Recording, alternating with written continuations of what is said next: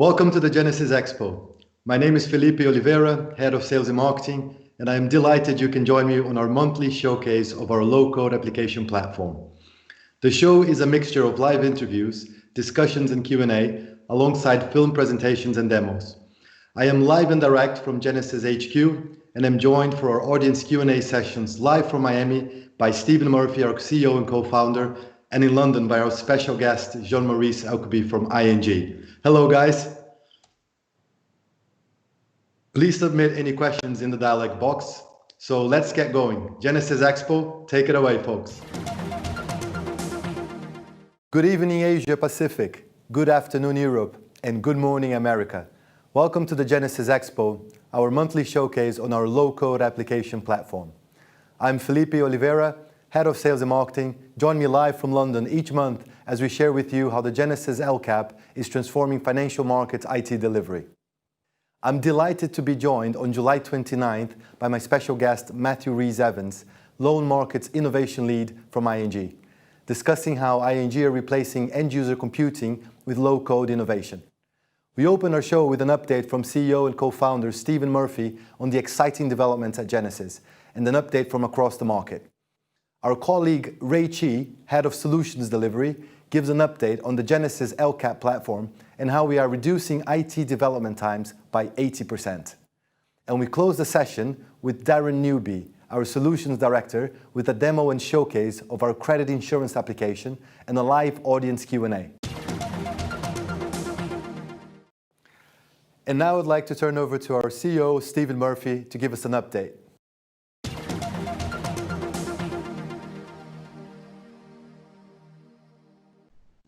Thanks, Felipe. And thank you everyone for being here today at our first event in our low-code Expo. It's something we're very excited about, and it's something which is going to really change the way the financial markets industry works and the views and thoughts around low-code. So I wanted to give a company update. Firstly, as some of you guys know, we have our offices in London and in New York. And this year, actually, we've already opened our offices in both Sao Paulo, in Brazil, and in Miami. It's really exciting for us because we've got, firstly, we see a lot of growth in Latin America, hence having a Sao Paulo office. And the Sao Paulo office is not just business development, it's actually a development team there. We already had a development team there over the last 3 years, but we're actually going to be growing more and more that development team. And we see lots of opportunities around business development in Brazil as well, and Latin America. Some of the interesting stuff that you guys may have seen in the press already, we've made some really new strategic hires, and there's more in the pipeline actually, which will become more public over the next 3 months. Most recently, we hired Nick Kober. So Nick's joining us from where he does a lot of stuff actually within Finos. Some people, you may know him from his leadership in the Finos community and what he does around FTC3, which is again really good for us as well when we think about low-code application platform, open source technologies. He's actually leading our platform tooling strategy and web framework engineering, so really good for us, and it's great for, again, the continued investment into low-code application platform. And another big update from our side is what you're going to hear more and more about is more of the marketing and the positioning both of the Genesis low-code application platform and low-code, again, for our industry, things which are really important in financial markets. And that could be everything from resilience, scalability, performance, all the way through to things which are specific about our industry. It could be fixed messaging, it could be FPML, it could be certain vendor technologies, certain integrations which are important in our world. And again, there's lots of different vendor technologies to integrate to, as well as different types of technologies. So really important update from our side. In the Expo event today, you're going to hear from ING. This has been really interesting for us. ING come to partner with us to build a new credit insurance application, CIA. And what that does is it really targets a part of the CPRI, part of the syndicated loan industry. Thing which was before was really just spreadsheets, telephone calls, messengers, and really put that into a complete electronic platform. So automating workflows, document management, analytics, and then really basically reduce operational cost and risk, improve efficiency. So we've learned a lot from that. It's been great. ING's been a great partner with us in that. So it's something we're really excited about as well. And it's really truly innovative. It's really one of the new things I would say that we've seen, which has really allowed us to change and innovate a market. What you're also going to see somewhat linked to that is you're going to see that we're actually doing more and more in the loan space, all the way from loan origination all the way through to settlement and clearing. So both CLO and loan trading is an area for us. We've learned a lot, and we've got some exciting developments which you're going to hear about in the next few months as well. And finally, really, there's a number of themes that we see the platform being used. But in 2020, we've seen 3 very specific themes which we're going to focus on over the course of this Low Code Expo. For today's event, the first theme is around end user computing, EUC. Also, some firms use the name or the acronym UDT, User Developed Technologies. And we see that as a really big theme of how the platform's used to deal with compliance issues, could deal with spreadsheets which are being manually maintained and there's no auditability of, all the way through to spreadsheets which do not perform, do not scale as that business grows, and that reliance on that data and on the workflow that happens around that. Really exciting. You're going to hear both ourselves and ING talk about that as well. Big second theme you'll hear more about in the next few months is legacy integration, whether or not it's vendor technologies, whether or not it's in-house technologies. Really, we're seeing ourselves being used as a way to really provide a glue, a mesh across these different technologies, bring it into one place, and then provide workflows extremely quickly, provide analytics, again, extremely quickly, and all the way throughout to UI distribution, being able to distribute that data in, again, a very highly permissioned, highly audited, secure way onto people's, it could be a user's web desktop, all the way through to a mobile or tablet application. Again, really, that's a second theme, really big use case for us. And the third big use case is really new trading systems. And it really could be any new digital platform of some kind, like CIA with ING, all the way through to you're going to see things which are both consortiums. We've seen a number of firms come to us actually as a consortium, wanting to build a new technology, but do it as market participants. Really, really good. And we also see new firms really looking at a new way as the market's evolving, and that market itself is getting more electronic. They themselves need more robust, more scalable and electronic workflows and tools to be able to work within that market. So really 3 big themes: end user computing, legacy integration, and really new trading platforms, new digital workflow platforms. On that note, as I mentioned before, thank you for coming. We're really excited to be able to share what we see happening within the industry, how we're evolving the industry, and how low-code application platform and low-code is really truly applicable to financial markets. So thank you again, and enjoy the event. Thank you very much, Stephen. And now over to you, Rachie, for the upload.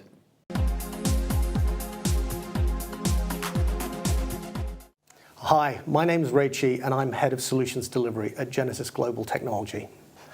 I'd like to take a couple of minutes today to take you through what is an Lcap, what is the Genesis Lcap, and why is it a bit different to other Lcaps, and some of the situations and problems that it's been very useful in solving. What is an Lcap? It's all in the name. LCAP stands for Low Code Application Platform. Low code means, it's pretty self-explanatory, it means you can deliver solutions as you need them without typing in a whole bunch of code.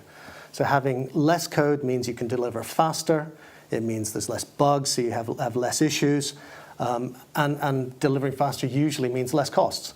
Application platform really is the set of services and components that come together to enable that. By providing a lot of the capabilities that you need for a system straight out of the box.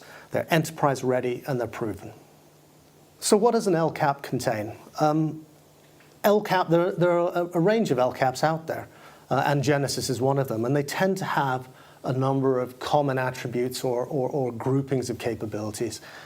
You tend to have some development tools to support the dev process that is required. I mean, there's still some coding. So having optimized dev tools accelerates the development process. They offer functional components that are reusable, so specific components that do things that support the business process that you're trying to implement. As many of those get repeated and are common.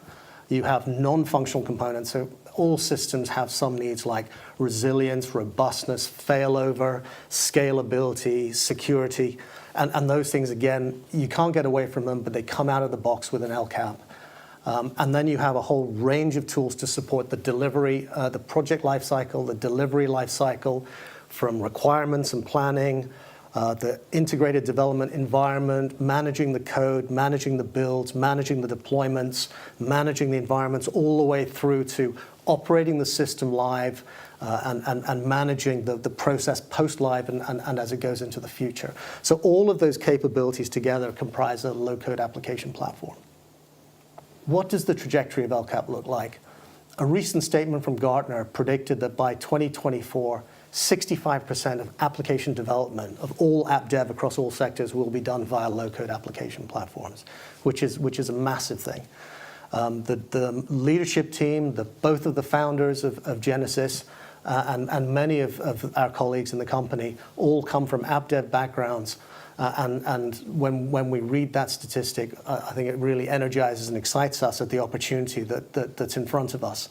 I think collectively through our careers, we could see that there's a better way to deliver more and faster. And I think Lcap really is the technology that unlocks that promise. So what is it about financial markets and Lcap? If we look across sectors, financial markets actually is the sector that has the greatest percentage spend of its revenues and budgets on IT. This doesn't surprise us and shouldn't surprise many of us and yourselves that have worked in the industry for a while. Technology is an enabler. It's a differentiator. It provides competitive advantage. Time to market is important, and there's a wide range of complex and sophisticated use cases. So technology is key. If we look at recent trends, or trends really over the last 10 years, and I guess many of us and many of yourselves have careers that have seen this, there's a phase of trends that go. I mean, 10 plus years ago, everyone was going to agile methodologies, and that was pushing out some of the waterfall-based project management methodologies and was very widely adopted. Then DevOps became a big thing. It was a really hot item that's been enthusiastically onboarded in a number of parts of our industry, and a number of big banks I know are huge buyers of DevOps. Cloud is still really in process. I mean, some places have really jumped in. Other big banks, I think, are still trying to figure it out and figure out how it fits in with their overall strategy. But cloud is still trending very strongly, and we see a lot of interest, a huge appetite, and a lot of column inches around Lcaps and NCAPs, no code. We'll come to that later. But a lot of interest in Lcaps now. So as per the Gartner prediction, we really see this as a trend for the future. So what is it about the Genesis Lcap that makes it different to other Lcaps?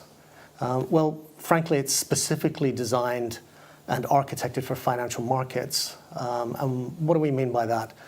The platform of microservices in the Genesis Lcap are all designed and optimized for their functional or non-functional use cases in financial markets domain. So you have this understanding of different instrument types, instrument behavior, complex structures, derivatives, trade lifecycle events, orders, portfolios and hierarchies, valuations, risks, aggregations, calculations. All of those types of behaviors are things that the Genesis Lcap can speak, and more generic Lcaps don't necessarily have those coming out of the box. It still has user roles and permissioning, which are critical, especially with the world that we're in now, post-2008, audit, operational controls, and other non-functional things like resilience, failover, continuity type things, full transactional integrity, security, and scalability. So really the capabilities that the Genesis Lcap offers are very much built in mind and optimized for financial markets projects.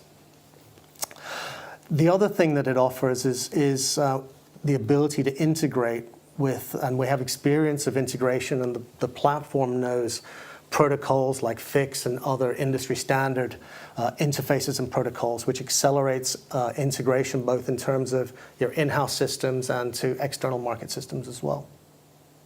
As a very, very quick illustration of the benefits of Genesis low code, a typical project versus a Genesis Lcap, we think there's about an 80% reduction in code required for a Genesis project against a standalone build. That's been borne out in practice from all of the projects that we've done.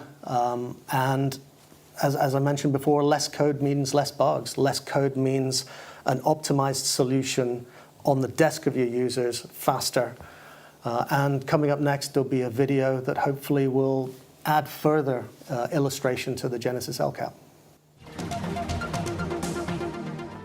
Our platform makes it possible to build resilient and scalable solutions in a fraction of the time for a fraction of the cost. We accelerate your time to market by 80%. You use a library of business components to snap together what you need, like Lego bricks. Instead of writing 100 lines of code, you write 4. The platform makes it easy to integrate and quick to deploy. It's a frictionless way to build an application, modify it, and use it many times. Genesis is the fastest way to get exactly what you need, giving your business the tools to adapt, innovate, and transform. So, low code or no code? Just want to quickly cover this. So to be clear, Genesis is low code, not no code. There's still some coding, it's just less of it. No code is a little bit like the wizards you have in some of the, like Office apps and things like that. You don't have to type any code at all. Brilliant, but it's very restricts the number of things you can do with it. The analogy that I think of is it's like a car on a motorway or a freeway. You can get to your destination faster on a motorway or a freeway as long as the motorway or the freeway is going to where you want it to go. If that's your destination, great. But you're limited to the lanes of that motorway or freeway. If you want to go somewhere else, it's not really going to help you. I sort of think of Genesis, the ability to dive down into the code is invaluable because it means you can specifically tailor what gets built to the specifics of your use case, which means you have a highly optimized solution. And frankly, in financial markets, that's critical. So in the analogy of a car on a motorway, I kind of think of the Genesis Lcap as perhaps being more like a helicopter. Just before I finish, I'd like to go through a couple of use cases where the Genesis Lcap has proven really valuable in delivering solutions. The first category is new electronic platforms. It's a very broad group, but really it's about new systems. They can be front, middle, and back office. Could be for new products, new businesses, new processes, automation, risk management, operational efficiencies. They can be in-house. They can be startups. Could be spin-offs. Maybe no vendor solution exists. Maybe there's the inevitable in-house resource constraints, business asking for more and budgets always getting cut. Genesis isn't staff augmentation, but the tools can turbocharge the delivery, so it could be staff acceleration, and obviously the expertise and delivery of Genesis itself can help with that process, and there's a number of delivery models we can use. Any situation where there's an imperative to deliver fast at modest cost, I think the Genesis Lcap is suitable, and frankly, in my experience, that's most of them. Another use case is adding capabilities to legacy systems. So you might have a legacy platform, there's a vendor system, doesn't get changed much, maybe it's very expensive to get changed, maybe the vendor charges for change are very expensive. Genesis could provide the ability, and we've done it, where you can be adding user interface capabilities if you want a better user experience with more graphical interaction or more capabilities with pivots, etc., or aggregations. Integration on the side into other services within your organization of business processes, valuations, quant libraries. If you want to bolt in more complex products into a more vanilla legacy platform, but still keep all your books and records in the golden source. Or downstream with things like risk management, reporting, regulatory reporting, and generating those. Again, where things need to be done quickly, but perhaps you have a core platform that's fairly inflexible that maybe you only get to change twice a year. And finally, we found a really enthusiastic reaction in the end user computing, user-developed technology space. So, basically spreadsheets. I think we've all seen where spreadsheets are introduced as a temporary solution, and the business maybe has outgrown them, and now they can't scale to where the business has gone, or the operational risk or internal audit are concerned about the manual processes and operational risk of a basically uncontrolled spreadsheet without audit, without user permissioning, without control, without failover. There's a whole raft of reasons why end user computing issues come up, and what we've found is the Genesis Lcap and its speed to delivery has been very effective in mitigating those situations. In summary, you can think of Genesis Lcap as more, better, faster for less. So more delivery, deliver it better, deliver it faster, for less time, less money, less code, less bugs, less delivery risk, and less risk of missing that opportunity.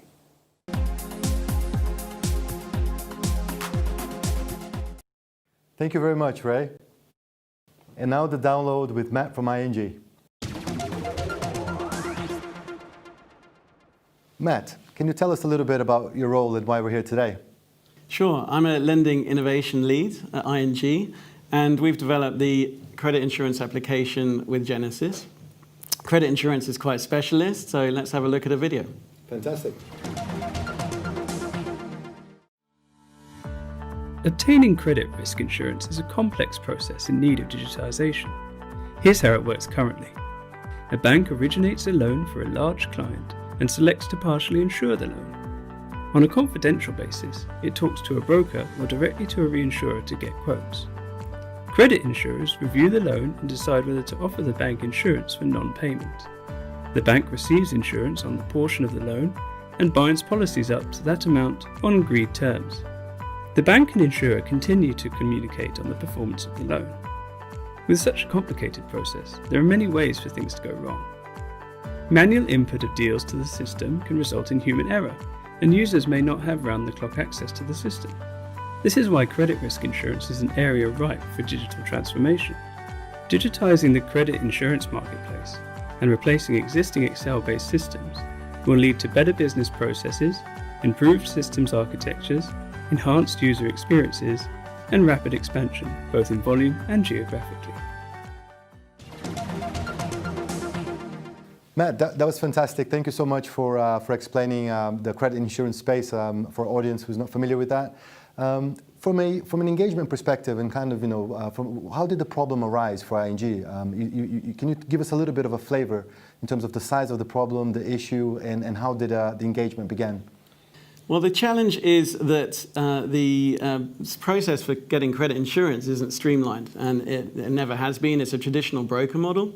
We approach the market, and they take information from us about transactions, and they go. The brokers go to the market and find insurers who are willing to price or provide us insurance. That is all done now on an EUC basis with spreadsheets within our business. We have a global team. They're all using one spreadsheet currently, and we wanted to bring a new application, into development to improve the way that we conduct our credit insurance. That's really good. Thank you for the explanation. And when you're talking about the EUC application, in a global context of a business, I'm sure there's multiple users. I'm sure there's a lot of requirements around compliance and traceability and all of that. It's about a lot of digitization of that process. Is that kind of where the EUC challenge came about, requiring some technology as opposed to the end user computing solution, which we see a lot of in the marketplace? Yeah, well, this is an EUC project, but it's also a market project.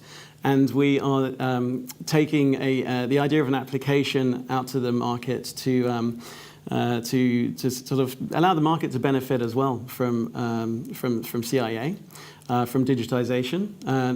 Like us, there are other banks with the same problem. We know that other banks are using spreadsheets and don't have an existing application. The credit insurance market is $300 billion, so it's a large use case, and we're on the way to improving it. Fantastic. So what I'm getting from the conversation here is really, you're solving for an industry problem and not just one institution problem. I guess bringing this EUC into the technology framework, if you don't mind, I'd like to explore a little bit of that angle as well. How does the technology framework play a role into this in terms of architecture, in terms of the technology debt? How do you choose a solution provider? Can you give us a little bit of a spiel on that? Yeah, we've taken essentially an innovative approach within ING to this. We did not want to just design a solution for ING, and we've tried to use the discipline of innovation to think about the market problem. The interesting thing with the tech landscape is that EUC hasn't really been touched by technology teams in the past so much. Traders, front office, salespeople, they've all developed their own technology, their own tools within Excel or emailing models to each other. And we've analysed that. We've analysed the end-to-end journey, what our front office are doing, and we wanted to really assess the processes, understand the processes for that, and then create an application for that around some of those systems. Yeah, absolutely. I can actually relate to that. Back in a previous life, when I was working in financial market as a trader, we used a lot of different spreadsheets, and it was really hard to control, because what we typically saw was those spreadsheets, the number of concurrent users would grow, and it became absolutely impossible to manage that. And I guess with the COVID environment and a lot of the stuff that has happened in recent times, I think there's an increased need for that technology framework to capture that. So that's fantastic. It's really forward-looking, solving for not just a single user need, but actually like a whole industry, 300 billion industry. So well done, Matt. It's fantastic. So Matt, just approaching the issue from a technology standpoint, I understand that there might be a lot of challenges around managing the IT real estate. What are some of the ways that you've approached this differently, and what does that mean for the end users and for ING? Well, we've developed this differently. In the past, we might have looked at a sort of buy or build choice and brought in a big team to do something like this. I think what's developed since then is we've now got the low-code solution. We've got agile way of working and the ability for the business to work with a company like Genesis. And that's allowed us to create a solution like CIA really quickly and properly. It's fit for purpose. And for a niche application, that can then go on the cloud. It's non-core, and that really opens up that opportunity and similar opportunities to do other similar applications. That's fantastic. So what that means really essentially is that there's a whole possibility under low code and cloud and digitalization and innovation really to actually access the application from anywhere in the world.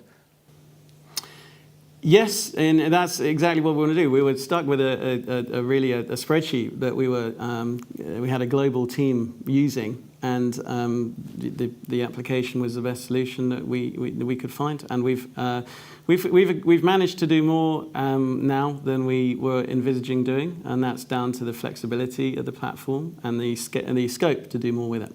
So we've solved the problem of initially a spreadsheet and brought about a application that we can now use and has a lot of flexibility, and it has the potential for external connectivity or internal connectivity to our internal systems.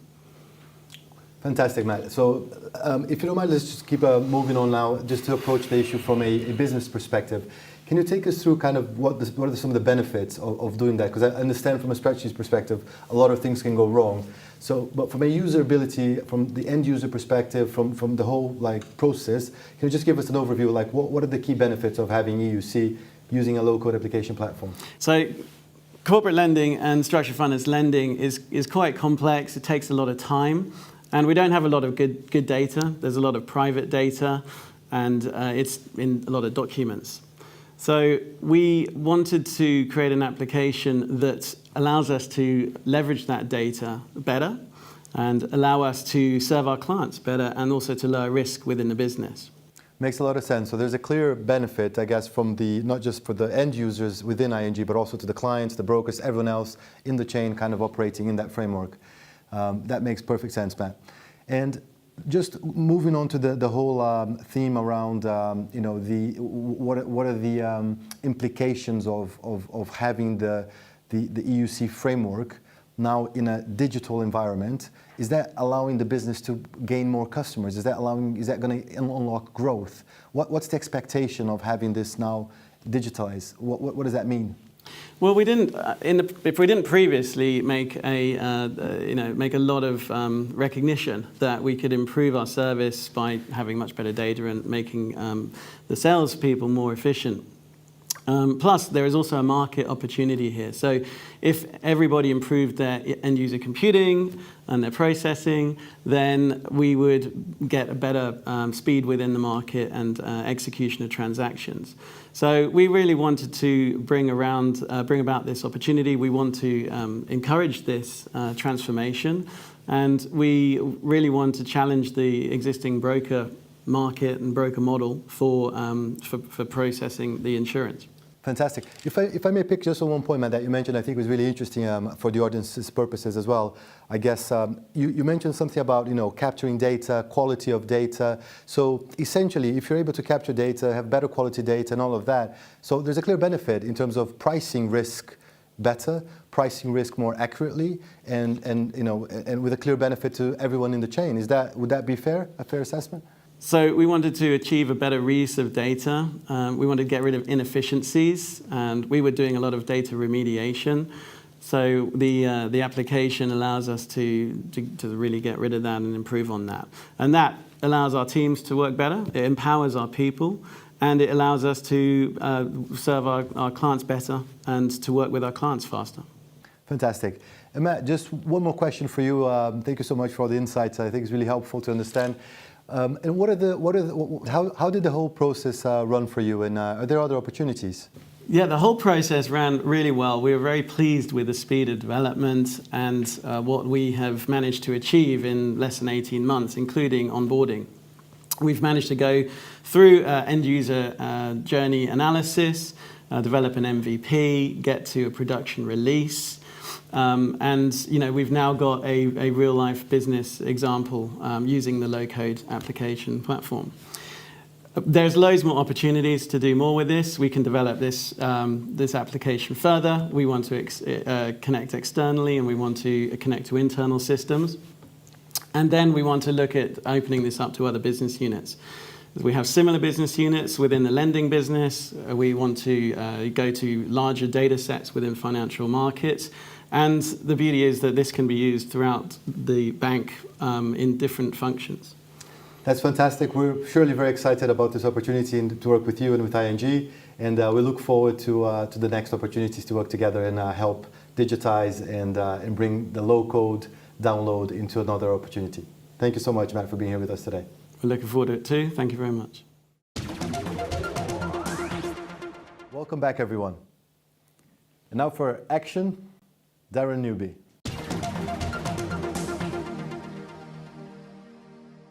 Hi, I'm Darren Newby, Solutions Director at Genesis Global, and today I have the pleasure of showcasing our credit insurance application. Genesis CIA is a credit insurance CPRI workflow application. It's been developed for the bank users of insurance covers, supporting the full life cycle of a CPRI request, all the way from request capture, quote request, cover allocation, policy approval, all the way through to binding and ultimately portfolio management. Typically, banks are using existing Excel applications, manual workflows, emails and Word documents, and they have 5 main business drivers for change. The first driver is all around compliance. It's around risk mitigation, more audits, more controls within the process. The second driver is all around efficiency. Reduced manual entry, reduced double entry, improved data quality, and also more visibility of the workflow process. The third driver is about MIS. It's all about reporting, getting better data back out of my workflow that I can use within my management reporting package. The fourth driver is predominantly global access, and this is reducing the dependency on a single user. I want to enable multiple users across multiple territories and multiple desks to view the same data and manage the same workflow. The last business driver is quite simply is integration. CPRI is often a standalone function within the bank, and our clients seek the ability to integrate that workflow into other internal applications, external software packages, or even with other market participants.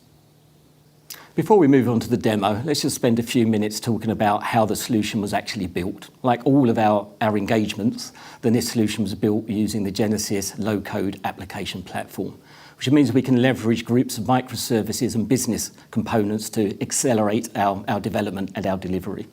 The first group of services we used in this build was the data model, understanding what that data schema is going to look like and how it's going to reside within the product. The second group is integration. So we had to integrate with the bank systems using APIs to collect data to bring into our databases.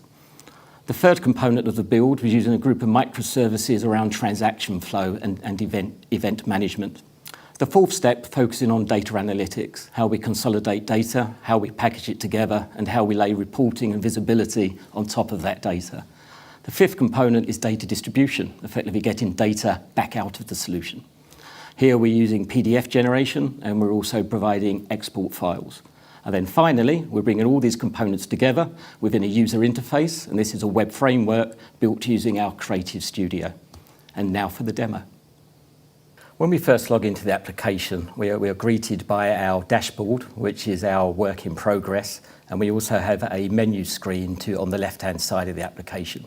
It's the menu screen that's driving our navigation throughout the application. The menu screen is also permissioned, so different users will see different functionality, different modules, and be able to perform different tasks dependent on a very granular set of user permissions, which is absolutely key to the compliance business driver and auditability of the system. Before we go into depth and look at the workflow, the first thing we need to do is to manage our reference data and underlying data that actually powers that workflow. So within this application, we have two main counterparty databases. Firstly, we have an Insurer Database. That Insurer Database is made up of different insurer types. I can go in and modify an insurer. Those insurer types are subsidiaries, parents, branch, and consortium, and it's that grouping of insurers that allows us to manage groups of insurance limits further on in the process. We also store additional information within that profile screen. Also within the insurer database, we store insurer limits based on their tenor bucket. Typically, there are four different buckets: 0 to 3 years, 3 to 5 years, 5 to 9 years, 9 to 15 years. We have the available limit at the beginning of the process, how much limit's being used throughout the process, and by subtracting one from the other, we can magically calculate the available headroom for the next request. The other database we have in the system is our borrower database. The borrower database, again, is a profile-based system. We can go into each borrower. We could add profile information to identify that borrower, and we can also add external rating information like Moody's, Fitch, and also S&P.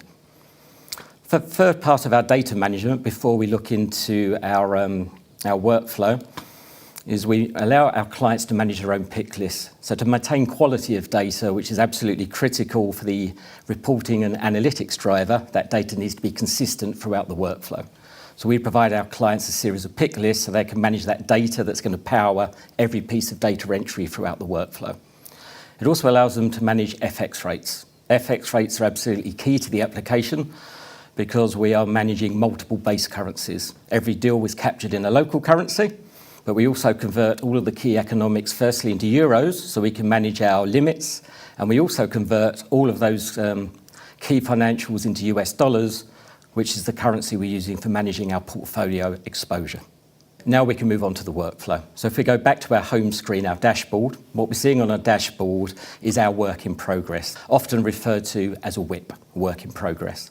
What we're seeing on this screen is all of our outstanding requests by state, and they're presented in vertical swim lanes. Each one of those swim lanes represents a state of the workflow. I can view my own deals, or I can also view my team, all of the deals belonging to my team. There's some basic analytics on this homepage where I can see the breakdown of those requests by their states. And I also have some graphical representation of the requests that I've sent to specific brokers so I can make sure my distribution is even throughout the process. So now we can go on and look at a request itself. So let's look at an example of one I loaded earlier. So here, rather than entering data straight into an Excel spreadsheet type format, we've tried to create what we call a deal wizard. The deal wizard is almost like an airline booking system where we're walking people number steps of a process where we're adding data at different stages. At step one, we're capturing the information of the stakeholders of the request. Where did the request come from? What deal desk? What location? What sector? The second step of the workflow process is the capturing of the deal information or the loan that actually requires insurance. So here we're storing all of the key fundamentals of the deal. What currency is it in? How big is the loan? How much of the deal is going to be held by the bank? Who are the borrowers? Who are the obligators? Who are the parents? What is the categorization of the risk of the loan? Standard loan information. This also showcases our ability to manage data models, another microservices component within our framework. We have a parent record of the deal, and then we have multiple tranches that relate back to that deal. Once we've got our underlying deal information, we then need to decide how much insurance do I want. So we move on to number 3, which is our cover requirements. And quite simply here, we're entering minimum net retention and also the insurance cover required. At this stage, we're ready to take a cut of this information and provide it to the external market back to the broker. So here we generate a Mbi request, a non-binding indication, which is done in a PDF format. So from this summary, I can produce my Mbi, and that Mbi is then sent manually to the broker community. The brokers then come back with my insurance quotes. And within my allocation screen here, I'm storing all the quotes coming back from individual insurers against individual tranches. And within this screen, I could decide how much of each offer I wish to accept and at what premium. And then the total value of that cover is expressed in the bottom bar of the screen. Target cover required, amount filled, and then percentage of that amount filled. We're now then ready to move on to bind those policies. So this is our policy screen. So we have multiple allocations are linked back to a single policy document. And for each policy, we store all of the standard data and referential information a user needs to map their policy history. Another key bit of functionality here is a checklist. We mentioned one of the drivers was compliance and auditability. Here we have a set of user-defined checklists or approvals or hoops that a user needs to jump through before they can eventually bind a policy back in the insurance market. Final piece to show you on the workflow.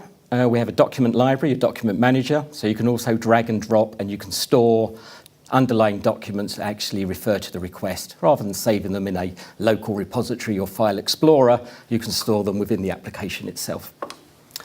So we've done the reference data, we've done the workflow, and now we need to really focus on how we're going to get the information back out the system, which we do in 3 ways. We provide access directly into the database itself. For example, here you can look at my deals database. So within here, I see 3 levels of records. I see my deals, my tranches, and the allocations relating to the tranches and the deals. We also show every single field in that database that can be viewed within these blotters.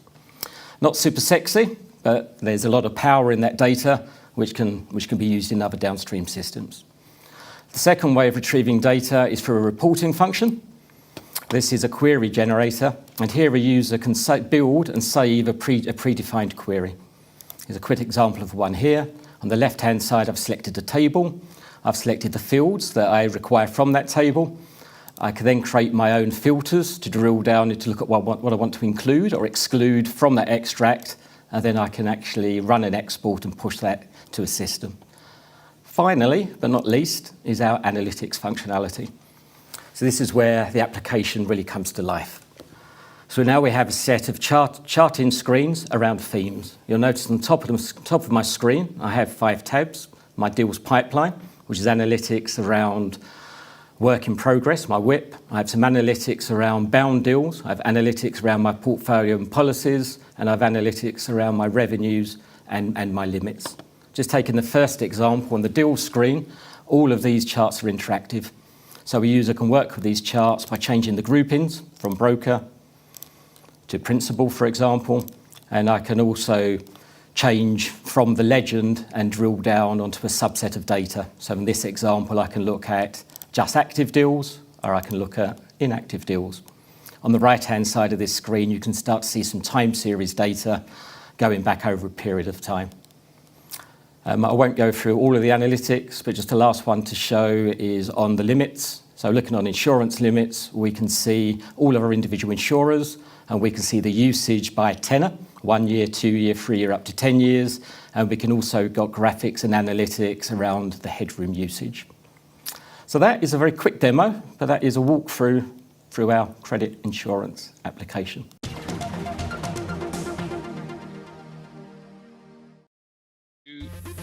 Felipe. Superb. Thanks, Darren. And please do get in touch if you'd like a demo of CIA or a chat with Darren and the team. So now I'd like to invite Jean-Maurice and Stephen to join me in a live Q&A. Hello, Stephen. Hello, Jean-Maurice. Hi, Felipe. Hey, Felipe. So I'd like to take the first question here that came through to Jean-Maurice. Jean-Maurice, the audience has asked, what does CIA mean from a business and tech perspective, and what are the benefits for your firm and the broader market? Can you just expand on that? Sure, Felipe, and hi, everyone. Well, basically, first for ING, I think it's going to change the life of our portfolio manager. Rather than exchange bits of Excel around the world, our Asian and US colleagues will be able to input their own data, and indeed the whole team in Europe. So that's going to be that's what we were looking for. The second bit is reporting, which will be at the click of a button on a just-in-time basis, exactly what we needed, including the all-important secondary limit monitoring. So I think for ING, it's quite simply the best system for one simple reason, because we co-created it with Genesis. So I think then you've asked me for the broader market. At ING, we believe in open banking and in platforms. So it came naturally to us to want to share what's useful to us with our peers. And that's what we're doing. And already there are ongoing discussions with various banks. And then, as other users join, we can make the product evolve, and other people's pain points are not our pain points, and that way we benefit as well, and the co-creation continues. So it's really good. Fantastic. And you have the flexibility with the Genesis low-code application platform. So excellent news. So Jean-Maurice, I have another question I'd like to ping to you that came through the audience here. And the question is ING disrupting the credit insurance delivery chain by taking on functions previously performed by others, in example, brokers? Okay, well, I can see some fear creeping into that question. I think it's a classic fear whenever there's new technology coming into a market. No is the answer. I think it's a productivity tool for us. It can be a massive productivity tool for the brokers. We're not trying to disenfranchise the brokers. The brokers have a big role to play in placing difficult risks to insurers for us, and they can do that even better with technology. First we were trying to solve our problem as a bank user of insurance, but clearly, it's a first step towards a digital marketplace, and that's our vision. I think it's a vision that can be shared by all market participants, insurers and brokers, where more structured data is exchanged in a two-way scenario, and we benefit by exploiting those synergies and not rekeying 6 times the same transaction details. So I think we'll work with our brokers. We'll continue to work with our brokers, and this is a market solution, though. Thank you very much, Jean-Maurice. The whole digitization in a 300 billion marketplace makes a lot of sense. So thank you for your answer. Stephen, I'm going to pick on you a little bit now. There's a question that came through here, and it's not about football, it's not about Liverpool. So apologies if anyone is not a Liverpool fan here on the call. But it's about the Genesis platform. We've seen it's far-reaching, and as we can see from this syndicate loan use case for CIA. What are some of the other areas of opportunities within financial markets that you see the platform addressing industry issues for? Thanks, Felipe. I'll answer that in 2 ways, actually. I think there's what we've proven with the platform, whether or not it's through from market infrastructure like clearinghouses, all the way through to treasury desks, syndicated loan desks, wealth management, hedge funds, asset management firms, that our low-code application platform is applicable to all of these use cases. But I think when we talk about that, we add another dimension to that. Every one of those parts of the industry has a BPM type problem, a business process management problem, let's say, or opportunity. Everyone has a spreadsheet replacement type opportunity. We think of those as really simple use cases. When we built the platform from the ground up over 8 years ago now, we built it for very complex use cases as well. So I think when we think about it, it's really two-dimensional. It's across all of financial markets, but it's also core systems. It's also complex event processing. It's also things which are very much about the security, authentication, visibility of data, but like FX trading, low latency messaging. So I think to answer that question, I would look at it in two dimensions. I would say it's across all market participants of financial markets, asset management firms through to clearinghouse, through to hedge funds, wealth management, treasury desks, across capital markets as well. But across all of those different use cases, if you have a core platform like CIA now will become a core part of a market, and actually, if anything, a digital marketplace, all the way through to, hey, I've got some BPM things I want to get done, all the way through to, I'm a market maker, I need real-time TC analytics. You can do all of those use cases on the platform. So that I think that's when we talk about far-reaching, it's across all of the market participants, as well as across all of that, the second dimension of potential complex, low latency, high performance through to not latency sensitive, but maybe a very complex trade structure, or in CIA, for instance, tranches with a syndicated loan, which have been then combined with document management associated to that, with varying permissions and visibility over that data through the workflow within a bank like ING, or brokers that are involved in that. So it's end to end across the whole industry and complexity of use cases. Excellent. Thank you, Stephen. Thank you for the excellent insights, and I look forward as well to working with the continued partnership with you, Jean-Maurice, and ING as well. Well, that's it for the launch show of the Genesis Expo. I hope you have enjoyed it. We have created a fact sheet and a comprehensive white paper on end-user computing with low code to accompany this show, so please do get in touch. Our next show is on August 26th with a special on asset managers and brokers and outsourced trading desks with Beaton. Please register in the link below. Just leaves me to thank Stephen, Ray, Darren, and our special guests, Matthew Rees-Evans and Jean-Maurice Alcoby from ING. Thank you to everyone for joining us live. The on-demand shows are available online now. And I look forward to welcome you to the next Expo on August 26th. Bookmark the last Wednesday of the month to keep abreast of the Genesis low-code application platform, the only Lcap built by and for financial markets. Genesis, code less, do more.